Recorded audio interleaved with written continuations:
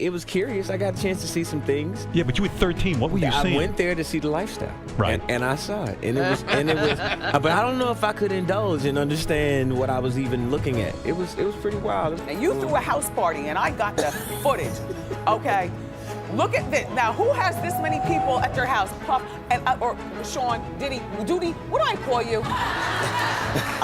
I think you should call me Puff. You always call me Puff. I do. Yes. These celebs warned us about Diddy way before his arrest and indictment hit the news. They saw the red flags and tried to speak up, but nobody listened. Now, everything's coming to light, and their warnings are more chilling than ever. Stick around to find out who spoke up and what they had to say. Amount of control, and you get the kings and the chiefs and all that. You try to tear down their reputation. And when you say you wasn't invited to these parties, obviously Cat Williams done talked about these parties. People will mention I don't know if it's a party. I'm saying that metaphorically. Yeah. Kanye West has always been outspoken, but looking back, some of his comments about Diddy feel more like a warning.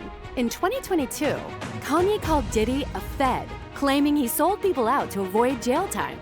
But as far as Meek Mills, Puff Daddy, whoever, none of these niggas, all you fake hard niggas, fuck you. Hold on. Okay. All you fake hard niggas, fuck you. You know what I'm saying? I don't give a fuck who, cause you can't shoot nobody anyway, and the reason why you got chalk is cause you did a deal, you fucking fed.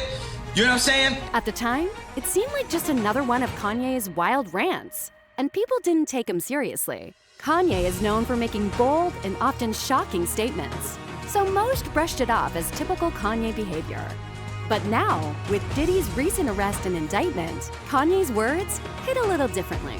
Whether he had insider knowledge or was just throwing out accusations, his comments suddenly seem more relevant. Singer Jaguar Wright is not one to shy away from controversy. This has been a fist of tyranny that has been punching for decades. It must stop.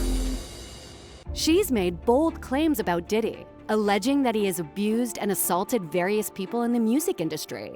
But it doesn't stop there. Wright has hinted that some of the unfortunate deaths of prominent members of Uptown Records could somehow be linked to Diddy and his alleged misconduct. Has Puffy ever been in a coma?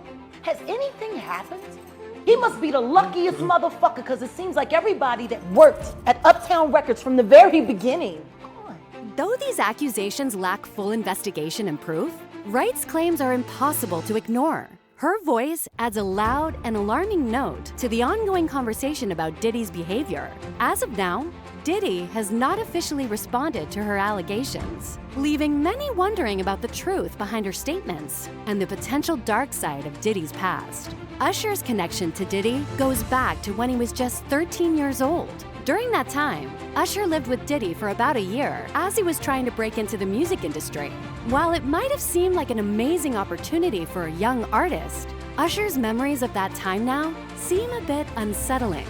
That's my brother right here from day one. We used to wake up and, pause, but like just back in the days when he was like 10 and I was a little bit older, his older brother, we used to fight over the Frosted Flakes, you know what I'm saying, before pause was invented, you know what I'm saying? But it's my brother for real. We used to actually wrestle off of the Frosted Flakes because he used to always get up early with me. Now he's one of the richest stars in the world. And what did Puff just say? Yeah, in a 2016 interview with Howard Stern, Usher talked about his time with Diddy, saying he saw some very curious things going on. Usher didn't go into details, but he did mention that as a kid, he didn't fully understand what he was seeing. What stands out most is when Usher said he wouldn't want his own kids to attend Puffy Camp like he did. That's a pretty strong statement, hinting that whatever was going on wasn't something he'd want his children exposed to.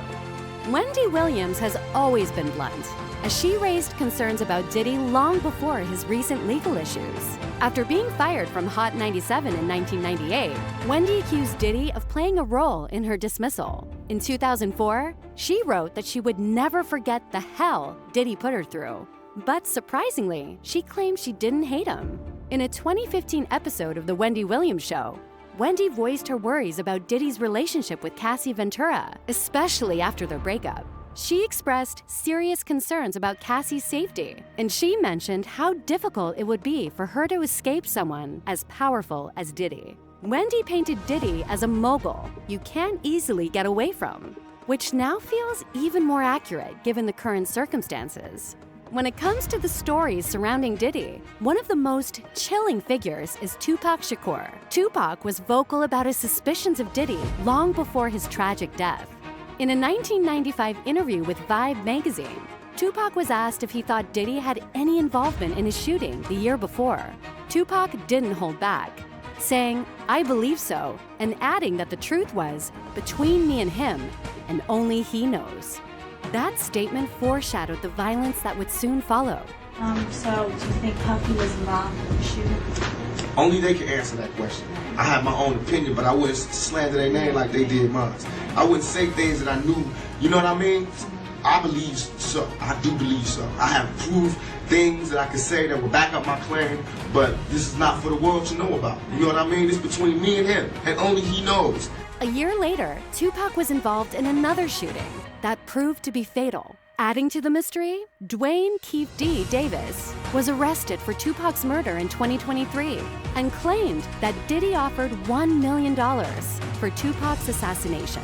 While Diddy has always denied involvement, Tupac's distrust of him casts a long shadow.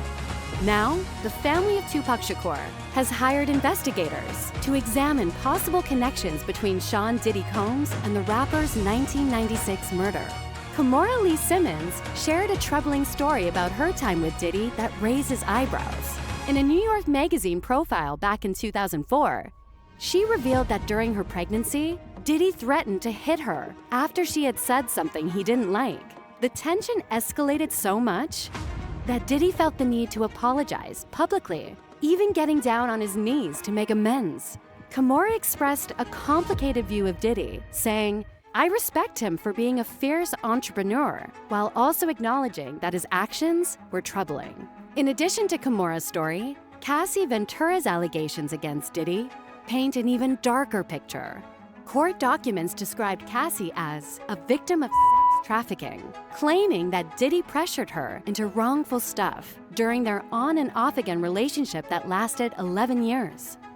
Orlando Brown is known for his own challenges, but he has also spoken out about Diddy in a cryptic way. The way he boss up on niggas, the way he son niggas, the way he do things, bro. Ashkash kumash, diggity diggity dumash. During a 2022 interview with Cam Capone News, Brown went on a strange rant that seemed directed at Diddy, even though he wasn't being discussed at the moment. Looking back at that clip, it feels like there was something odd about the relationship between the two rappers. Diddy, yeah, son. You know what I mean? You gave me the ooshkash muash. I love it, yo. I love it. You gave me the ooshkash muash. In another conversation, Brown was asked if someone could be successful in showbiz without using drugs. He confidently said yes, but added, "Bro, the requirement is, you gotta say no to Diddy."